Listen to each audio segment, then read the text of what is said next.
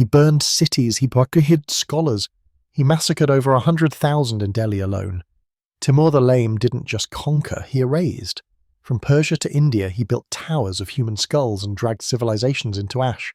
Libraries, temples, entire peoples vanished under his rule. So why do some still call him a hero and build statues in his name? December 1398. The winds over Delhi carried more than cold. They carried the scent of charred wood, the coppery tang of dried blood, the silence of emptied streets, and the ghosts of 100,000 lives, silenced in less than a week. Smoke clung to the grey sky like a second skin, refusing to lift even as the fires died out. The Yamuna River, once a source of life and ritual, now flowed sluggishly with the remains of the dead, its muddy banks soaked in the red ink of civilization's unravelling. The streets were no longer streets. They were graveyards paved with the torn fabrics of saris, the shattered glass of temple lamps, and the twisted limbs of men, women, and children who'd once believed in protection, perhaps from the gods, perhaps from the Sultan, perhaps from the illusion that horror could not come overnight. But it had. It had come from the north, riding with the desert wind, armoured in cruelty and cloaked in scripture. And at its centre was one man, limping, calculating, relentless, Timur the Lame. He did not kill in rage, he killed with intent. Before ordering the slaughter, he prayed. Before burning the mosques and palaces of Delhi, he quoted the Quran, and when the screams of the dying echoed through the domes of the city, Timur remained vigilant, not because he did not hear, but because he had long trained himself to listen only for rebellion, not mercy. Delhi did not fall in a battle, it fell in a ritual. The clash with the Sultan's army was brief, brutal, and almost theatrical. Timur had brought elephants wrapped in hay soaked in oil. He had set them ablaze and driven them into the enemy lines, living torches that screamed and crushed. The Sultan's defences scattered within days. The city opened its gates, but there would be no peace, there would be no negotiation, there would only be a calculation, and it ended with a massacre so total that even the birds stopped circling overhead, as if repulsed by the scale of death. Timur claimed he feared a rebellion from the city's large Hindu population. He justified the killing as a preemptive act of self-preservation. He wrote, or had others write, that those who could bear arms posed a threat. So he ordered them executed, and all of them, whether or not they held swords, whether or not they knew how to fight. According to the Zafarnama, his official chronicle, all those who bore arms or could lift them were slain. But there were no trials, no questions, only swords. Temples were desecrated, mosques were looted. The palaces that once shimmered with Mughal architecture and Persian art now collapsed under black smoke and falling ash. Gold melted in the fire. Painted frescoes peeled from the walls. Libraries were turned to powder. And when the blood had dried, when the fires had dimmed to ember and the crying had grown hoarse or ceased altogether, Timur's soldiers began to build. Not homes, not monuments, not mosques or roads, but towers of human skulls, carefully arranged in tiers, each layer a warning, each eye socket a hollow reminder that this was not conquest, but extinction. What he left behind in Delhi was not victory. It was a void, a city whose heart had been ripped out and set ablaze. It is said that the survivors, if they could be called that, wandered through the ruins with blank stares, stepping over corpses of neighbours, priests, lovers, their own children. There was no food, no shelter, no trust in the divine, only the smell of rot and the memory of 1,000 screams no one would ever avenge. Delhi would never be the same.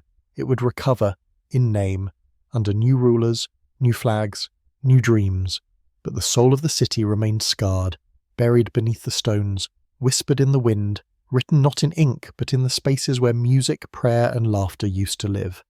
And at the edge of that ruin Timur stood. He did not celebrate. He did not weep. He simply turned away, mounted his horse, and began planning his next campaign. Because for Timur the Lame, Delhi was not the end, it was only a demonstration, a warning etched in flesh, fire and silence. Before the rivers ran red, and the towers of skulls darkened the horizon, there was a boy, born into dust and ambition. His name was Timur, born in 1326 near Kesh, in Transoxiana, the windswept plains of what is now Uzbekistan. He entered a world already fraying at the edges. The Mongol Empire, once vast and indomitable, had splintered into quarrelsome fragments, and the steppes no longer answered to a single name. No Khan ruled all, no code held firm, no man, it seemed, could restore what had once bound the world in awe. And yet this boy believed he could. He was not born noble. His family belonged to a minor branch of the Barlas tribe, a Turkicized Mongol group that claimed distant descent from the house of Genghis Khan but held no throne, no city, and no authority recognized beyond the reach of a horse's gallop. Still, in the blood-soaked language of steppe politics, even a whisper of Genghis's name could open doors, or at least delay one's execution. Timur clung to that whisper, and he sharpened it like a blade. He grew up amidst war chants and camel dust, in a land where loyalty changed with the sun and borders were drawn by hoofprints. He learned to ride before he could write, to track footprints in the snow before he knew how to count coins. But it was not his strength that set him apart, it was his mind. He watched, he listened, he remembered. He memorized tribal feuds, alliances, grudges passed down through generations like weapons wrapped in cloth. He could recite bloodlines and insults with the precision of a cleric. He understood early that survival was not for the strongest, it was for the most adaptive. Then everything changed. One skirmish, one arrow. During a minor raid, some say against a rival clan, others believe it was a caravan ambush gone wrong, Timur was shot in the leg. The arrow pierced deep, tearing through flesh and sinew. The wound festered. There was no surgeon, no clean bandage, only pain, dirt, fever, and time. When he finally stood again, he stood crooked. His right leg dragged behind him. His gait became uneven. He could no longer charge with the cavalry or climb cliffs with raiders. They mocked him. Timur the Lame, they sneered. Timur the Lame. It was meant to shame. Instead, it became legend. Because if he could not run, he would plan. If he could not chase, he would lure. If he could not fight like the others, he would think faster than all of them. His limp became the fire beneath his ambition. It slowed his body but sharpened his will. And slowly, step by calculated step, he began to rise. He married into influence, a granddaughter of Genghis Khan himself. The union was political, but it gave him something paper could not: legitimacy. It allowed him to whisper in councils, to speak with weight, to stand beside princes whose bloodlines might have been purer, but whose minds were duller. Then he removed the obstacles one by one. Rivals vanished. Some were assassinated. Others were framed, exiled, or accidentally killed, or in failed truces. Timur did not rely on brute force. He weaponized diplomacy, deceit, and delay. He waited for alliances to rot from within, then picked through the ruins with the precision of a surgeon slicing open a wound to clean the infection. He studied warfare not as glory, but as art. He read Persian manuals, observed siege tactics, learned from Arab mercenaries and Mongol veterans alike. He could tell you how to starve a city in 4 seasons, or how to scatter an enemy cavalry by using their own horses' fear against them. He could speak enough Persian to charm a court and enough cruelty to terrify a rebellion before it even began. And always he remembered the arrow, the limp, the laughter. It followed him like a shadow even as his name began to spread beyond the steppe. By the early 1360s, Timur was no longer just a minor noble with a limp. He was a storm gathering in silence, a whisper on every caravan route, a rumour in the palaces of Khwarezm, Balkh, Samarkand. No one could quite explain it. He had no throne, no royal lineal seal or divine right, only scars, a vision, and a hunger large enough to swallow empires. And he was just getting started. The steppe had never been silent. It rustled with plots, echoed with hooves, and trembled with ambition disguised as loyalty. In the decades following the fragmentation of the Mongol Empire, Central Asia became a mosaic of warring factions, each desperate to seize the fading light of Genghis's legacy. The Chagatai Khanate, once the proud domain of Genghis Khan's second son, had splintered into a confused jumble of tribal alliances, rival puppet rulers, and roving warlords who made and unmade laws with the same ease they drew blood. Into that void Timur did not step. He limped, deliberately, purposefully, as if the earth itself had to remember each scar he carried.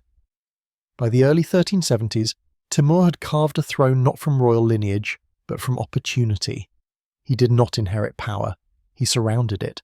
He aligned himself with a puppet Khan from the house of Chagatai, a figurehead whose name bore the illusion of Genghisid legitimacy, but whose decisions were scripted by Timur's hand. He had learned early that thrones are not always taken by storm. Sometimes they are built behind the throne itself, brick by silent brick, while the world looks in the wrong direction. And so he played both sword and shadow. While others bled for territory, he negotiated with widows of slain rivals and forged alliances through marriage, blackmail, and bribery. While others boasted of conquest, he controlled water routes, grain supply, and the loyalty of tribal elders through a mixture of charm and threat that no blade could replicate. He wasn't a Khanan, he wasn't a sultan, he wasn't even technically a king. But the men who held those titles bowed their heads when he entered the room, and none dared speak before he spoke. His capital was Samarkand, a city that would later gleam with art, astronomy, and towering minarets, but in those days served as a forge where his vision took shape. From its heart, he began crafting not just an army, but a machine, a war engine composed of Turkic cavalry, Mongol veterans, Persian scribes, and mercenaries from as far as Anatolia and Georgia. What bound them was not blood, not faith, not even coin. It was fear of Timur's precision. Because Timur's genius was not only in battle, it was in knowing when not to fight, when to delay a siege until winter drove defenders mad, when to poison wells 2 valleys ahead of his arrival, forcing thirsty towns to surrender without drawing a bow, when to leave one man alive, just one, so that fear would gallop faster than any courier into the next city. But even fear needs a banner, and so Timur claimed 2, the sword of Islam and the ghost of Genghis Khan. He declared himself the sword of the faith, the avenger of wronged Muslims, a claim many believed, for he carried scholars into battle and justified each conquest with citations from scripture. Yet behind that religious mask stood another idol, conquest for its own sake cloaked in a Mongol nostalgia, draped in the bones of forgotten kings. He commissioned court poets to call him Sahib Kiran, the Lord of the Auspicious Conjunction, a title once reserved for Alexander the Great. He claimed his campaigns were divinely guided, historically justified, and cosmically inevitable. But the world he was entering would not be conquered by poetry alone. To the west, Persia was bleeding from internal chaos. The once mighty Ilkhanate had fractured into local dynasties, each too small to resist and too proud to unite. To the east, India sat rich and divided, with the Delhi Sultanate stretched thin by civil war and religious unrest. To the north, the Golden Horde had begun to rot from within, while to the south, Baghdad, once the crown jewel of Islamic civilization, remained only a shell of memory since the Mongols had first razed it in 1258. And so Timur saw only open doors. He saw thrones without guards, cities without kings, cultures without defenders, and in each he saw opportunity, not mercy. He gathered astrologers to chart the heavens before each campaign. He summoned architects not to build palaces, but to design siege engines and prisoner pits. He told his scribes to record not his doubts, but his triumphs, and only those deemed useful for fear or flattery.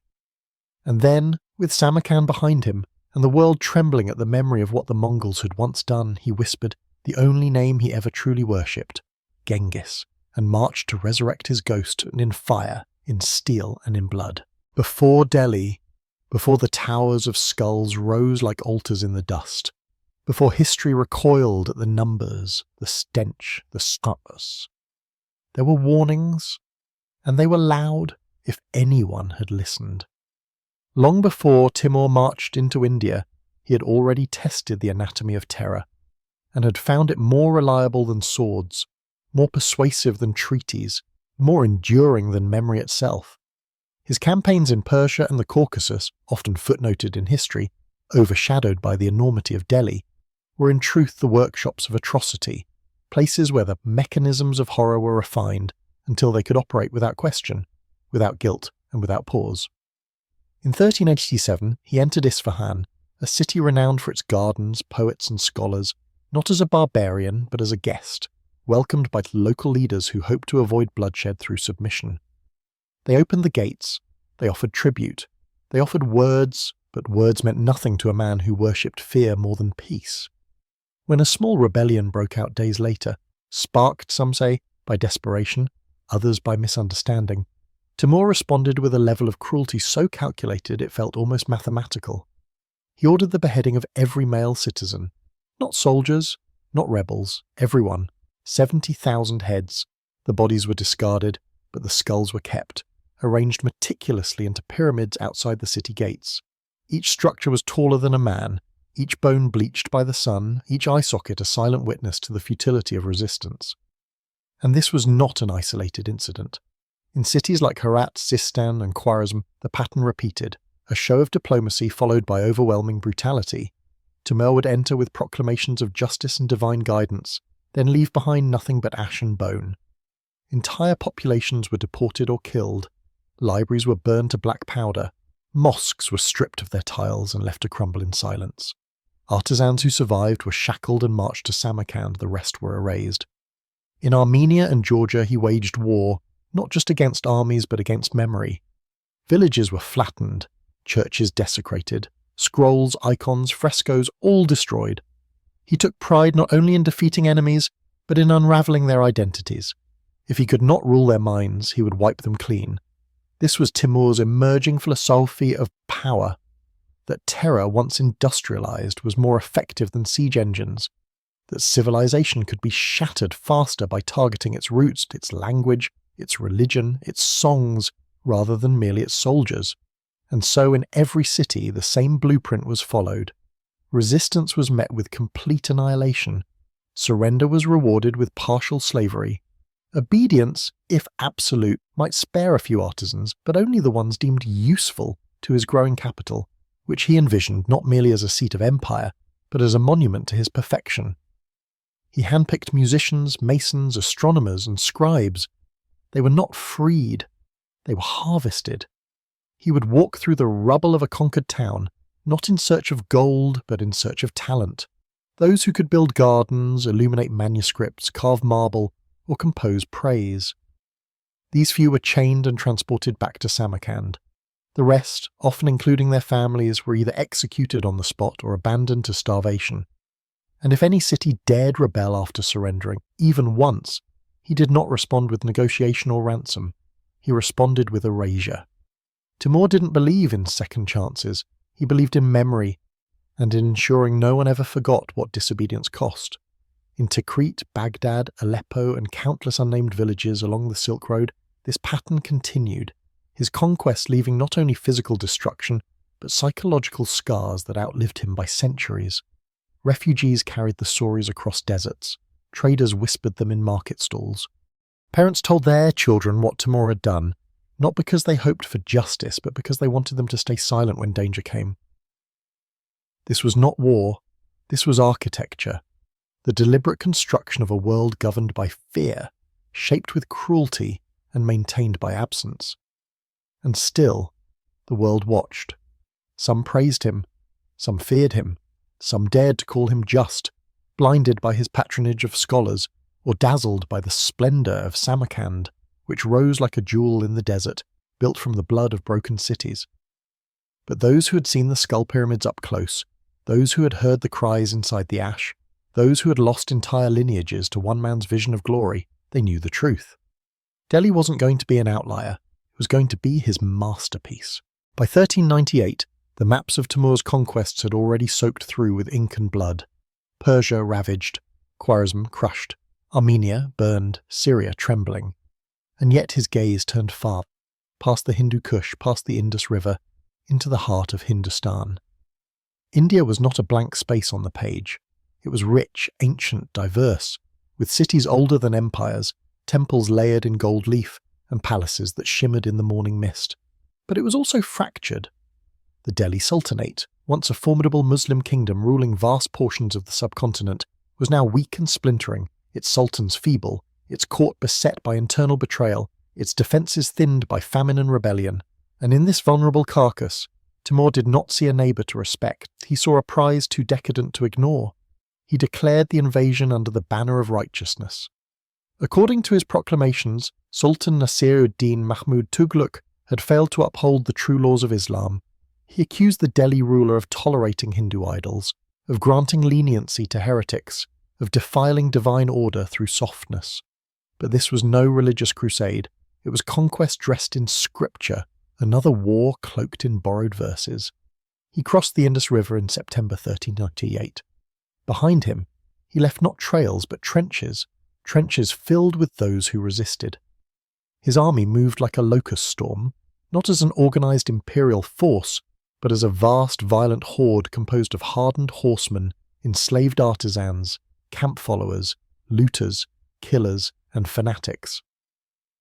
Timur's ranks swelled to over 90,000 cavalry alone, supported by carts of supplies stolen from previous cities and human labour torn from recently conquered territories.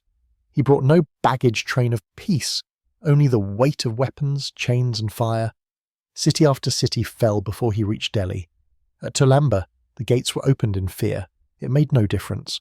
Men were slaughtered, women were raped and taken, children were impaled on spears as warnings. The mosques were looted, the temples were burned, the fields salted. At Batner, resistance sparked a massacre. Walls collapsed under flaming wheels. Those who ran were hunted. Those who begged were silenced. At Multan, he dragged the scholars out of libraries and put them in chains, not to preserve knowledge, but to parade it. In Lahore, the fires burned for 3 days. Musicians who played for the court were executed after the last note. Scribes were forced to copy praises of Timur before being beheaded. Gold was melted. Wells were poisoned. Cattle were driven into temples and slaughtered, desecrating every belief that stood in his way. These cities were not stepping stones, they were sacrifices. Each one a demonstration, each one a rehearsal for the ritual to come. By the time he reached the edge of Delhi, the land behind him resembled a map drawn in ash and bone. He had gathered so many slaves, so much stolen wealth, and so many animals and carts that the advance slowed under its own weight, not from resistance, but from the burden of everything he had taken. He made camp just outside the city. From there, Timur surveyed the fields, the river, the towers in the distance, and he saw not a capital, but a stage. He was not content to defeat Delhi. He wanted to unmake it. He wanted to crush it beneath a doctrine of fear so absolute that no city in India would ever rise against him. He ordered his soldiers to prepare for divine war. He had elephants captured from earlier battles, tied with bales of dry hay, soaked in oil. He ordered his scribes to record verses that would justify the flames. He summoned astrologers to confirm that the stars, too, agree with the coming blood. And as night fell over the fields of Delhi, his army prepared not just for battle, but for purification, devastation, and spectacle. Those who watched from Delhi's towers saw no campfires. They saw 1,000 eyes blinking in the darkness. Eyes of men who had already burned cities and buried their names beneath pyramids of skulls. Eyes of soldiers who had tasted the wealth of Persia, the flesh of Aleppo, the smoke of Baghdad. And leading them, always limping, never hesitating, was Timur. A conqueror who believed God had given him the right to erase civilizations and rewrite the world in silence.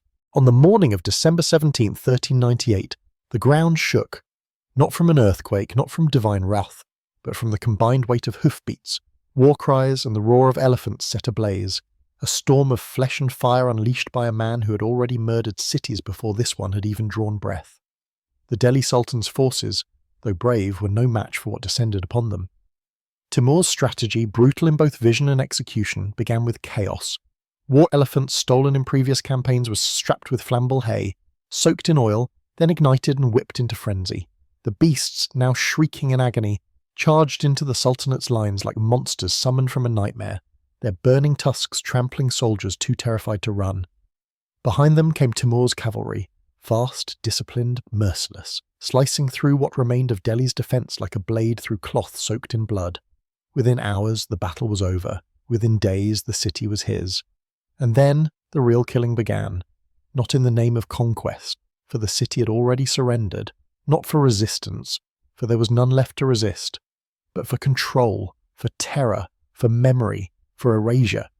Timur claimed he feared rebellion from the city's massive Hindu population, a population that had long endured beneath the rule of Muslim sultans, had seen dynasties rise and fall, and had learned somehow to survive amid contradiction. But to Timur, coexistence was weakness, doubt was infection, and mercy a sin. So he ordered what can only be described as calculated genocide.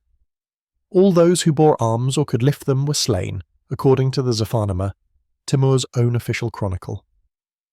But the definition of arms extended far beyond swords. It included farmers with hoes, old men with walking sticks, children who might one day become warriors. In the eyes of Timur's army, a breath was enough reason to be butchered. Over 100,000 civilians were executed in less than a week. 100,000. The number defies comprehension because it was never meant to be understood. It was meant to break understanding itself. Mass executions were conducted with military precision. Men were dragged into the streets, beheaded in rows. Women were raped in temples before the altars were defiled. Infants were flung against walls. Corpses piled up in alleys so quickly that the rats no longer scurried. They waddled. Fires swept through the marketplaces. Temples, once rich with carved deities, were smashed, their gods decapitated. Mosques too were stripped of dignity, looted, burned, stained with blood. Timur's soldiers set up stations where heads were separated from bodies and sorted into piles, not for disposal, for display. He ordered skulls to be stacked in towering pyramids throughout the city, not haphazardly, but with care, in geometric precision, each level smaller than the one below, each row a silent declaration that this was not a battle won. This was a civilization executed. The Yamuna River, choked with ash and limbs, ran black for days. Smoke blurred the horizon. Ash fell like snow. The bells of the temples no longer rang. The call to prayer vanished. The only sounds that remained were the sobbing of survivors, the crackle of burning thatch, and the wet rhythm of blades rising and falling without rest. And through it all, Timur did not hide. He did not sit behind closed tents or dictate from palaces. He walked through the carnage with calm indifference, watching the towers rise from flesh, watching the wealth of Delhi, gold, silk, spices, jewels, piled onto wagons already groaning from the loot of other nations. He ordered scribes to record the death tolls. He ordered poets to compose verses praising divine vengeance. He ordered silence when the weeping grew too loud. Because this was not just slaughter, it was a message to the rest of India, to the Muslim world, to history. A message written not in words but in absence of sound, of mercy, of survivors. By the time Timur left Delhi, he had taken its wealth, its artisans, its dignity, its children. What he left behind was rot. Ash in the temples, silence in the mosques, fear in the dust. And in the centre of what was once a city of learning, commerce and culture, he left towers of skulls that scraped the sky like minarets of death, monuments not to God but to himself. Delhi did not bury its dead, it couldn't. There were too many. The survivors, if one can still call them that, wandered its scorched remains not as citizens but as shadows, mute and broken, dragging their grief across a city where no bird sang, where no temple stood, and where the wind carried only the scent of rot and the memory of screams. Timur, however, did not look back. He had no use for ash. He gathered his army, swollen with plunder and slaves, and began the long march home. The elephants, heavy with stolen gold and silks, groaned under the weight of empires. The captives, artists, jewellers, metalworkers, poets, were tied in chains, some barefoot, some wounded, some already near death. None of them knew where they were being taken. All of them understood they would never see Delhi again. As Timur rode through the fields he had desecrated, he issued orders to burn what still breathed. Towns that had dared provide refuge to Delhi's refugees were razed. Villages rumoured to harbour resistance were emptied overnight. Even those that paid tribute found their temples stripped of copper, their leaders flogged in public squares, their women carried off as tribute for Timur's generals. He did not retreat. He spread.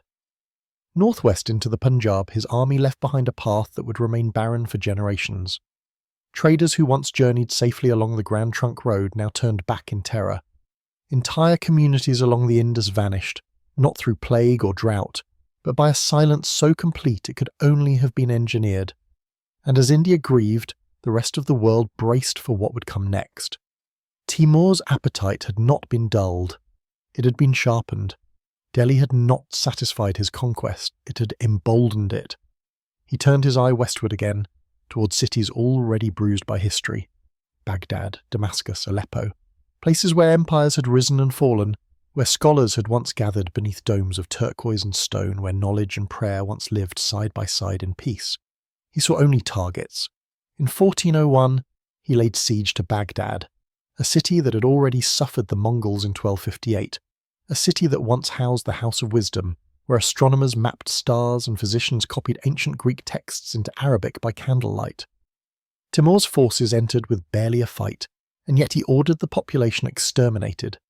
Some chronicles estimate over 20,000 were killed in that single week. Their skulls arranged into domes and walls, as if death had become architecture. In Aleppo, he invited the city's leaders to his tent under a flag of truce. Then he executed them one by one, in front of their people. He destroyed the Christian quarter.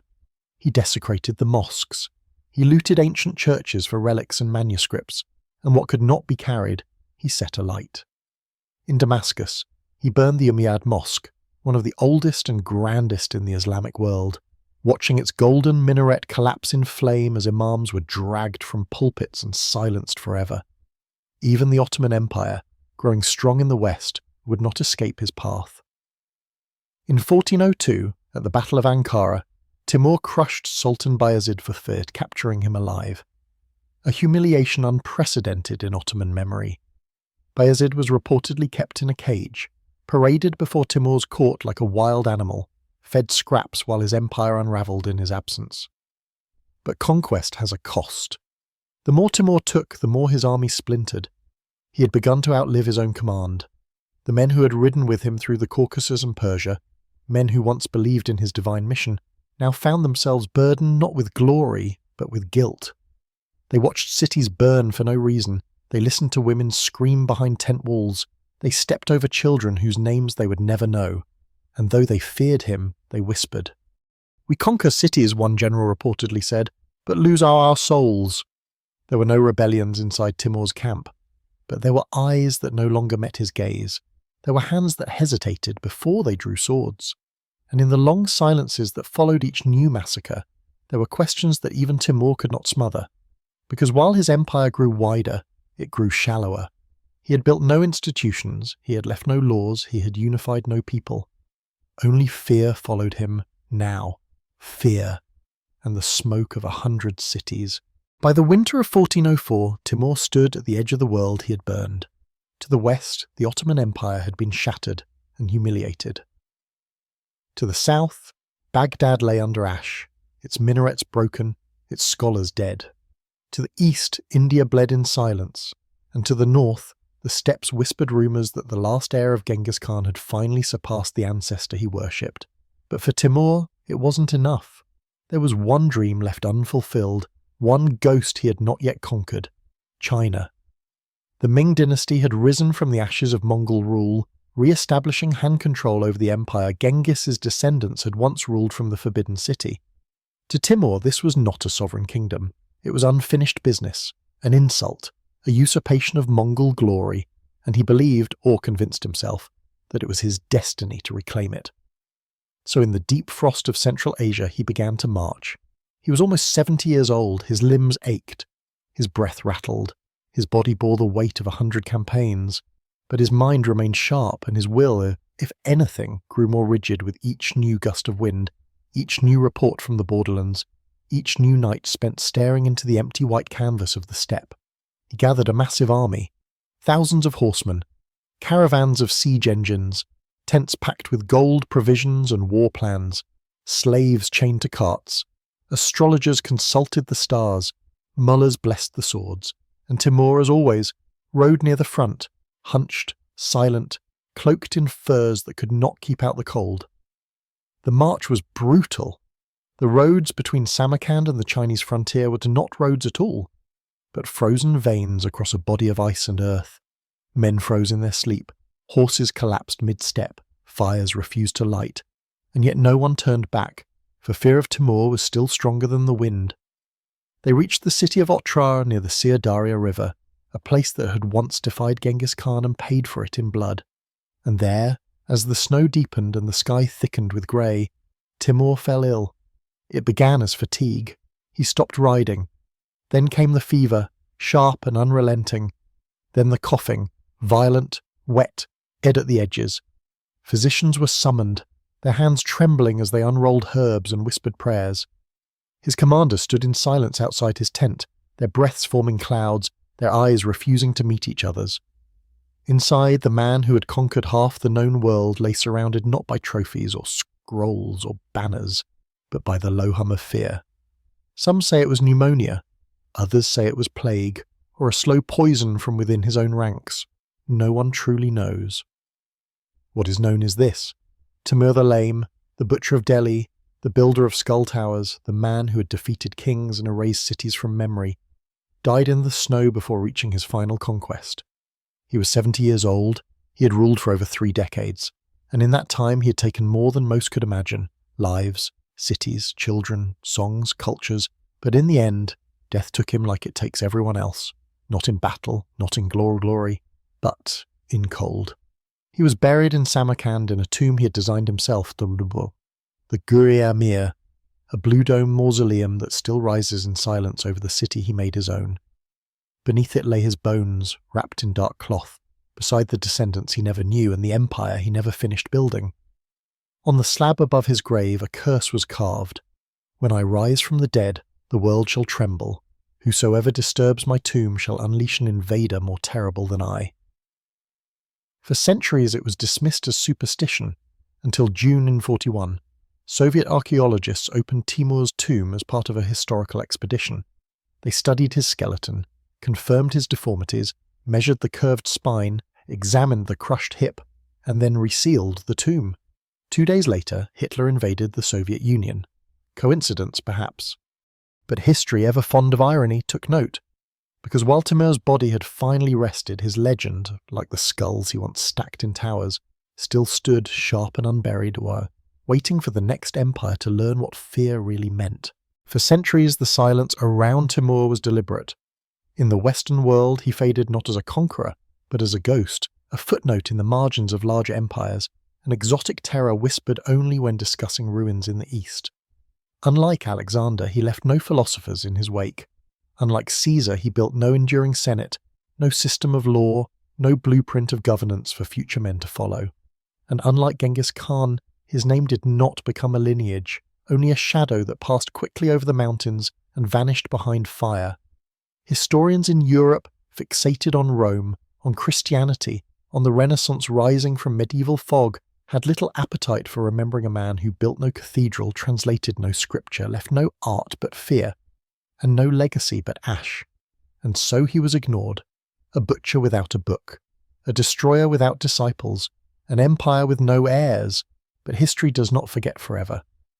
And somewhere between myth and convenience, Timur began to return, not as a war criminal, not as the man who stacked skulls at Isfahan, burned Baghdad to dust or reduced Delhi to a field of bones, but as something else entirely: a strong man, a symbol, a savior in the skin of a tyrant. It began under the Soviets. Stalin, who understood terror better than most, saw in Timur not just a historical figure, but a useful prototype, a Central Asian who had ruled through fear and order, who had united fractured tribes into obedience, who had made Samarkand a capital of poetry, astronomy, and power carved from chaos. Soviet propaganda reshaped Timur as a national hero, not a genocidal invader, but a unifier, a man of vision, a champion of progress before progress had a name. Statues rose in his image, schools bore his name. Historians were instructed to frame his campaigns not as massacres, but as steps toward unity. His wars were recast as defensive. His conquests became administrative reforms. His butchery, a necessary assertion of authority in an unstable world. The skull towers disappeared from textbooks. The rivers of blood were retranslated as rivers of resistance. And Samarkand, the city built on the bones of deported artisans and stolen intellect, was painted in gold and turquoise, with Timur's image watching over it like a guardian rather than a ghost.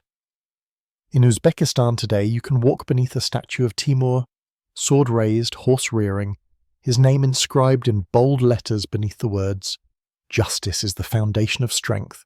Children study him in school as a national founder. His mausoleum is polished, protected, revered. Coins bear his face. Tourists pose before his tomb, unaware that beneath their feet lies a man who once made pyramids from human heads and called it architecture. But not everyone rebuilt him into glory.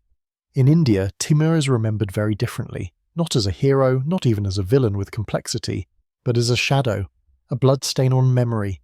His name is spoken with bitterness in Delhi, where every ruin seems to echo what was taken, not only gold and lives, but time, spirit, continuity.